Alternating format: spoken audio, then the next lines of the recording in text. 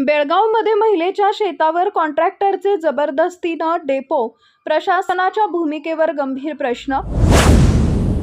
बेडक परिसरात एका महिलेच्या शेतात तिची कोणतीही परवानगी न घेता मोठ्या प्रमाणावर खडी, वाळू, क्रश स्टँड व मुरुमाचा डेपो टाकण्यात आल्याचा धक्कादायक प्रकार समोर आलाय।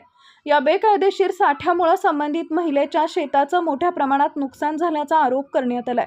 पीडित महिलेनं दिलेल्या माहितीनुसार संबंधित प्रकाराबाबत उपविभागीय अभियंता तसेच इतर संबंधित अधिकाऱ्यांना वारंवार भेटून लेखी व तोंडी तक्रारी देण्यात आल्या आहेत।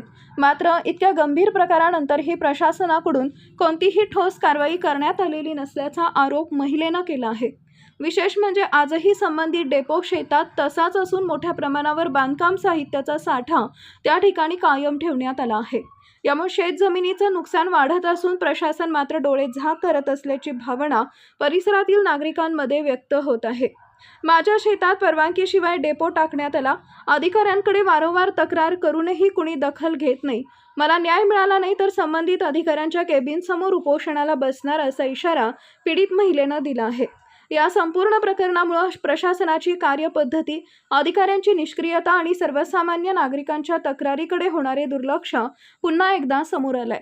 आता संबंधित विभाग या प्रकरणाची दखल घेऊन कारवाई करणार का, असा सवाल नागरिक उपस्थित करत आहेत।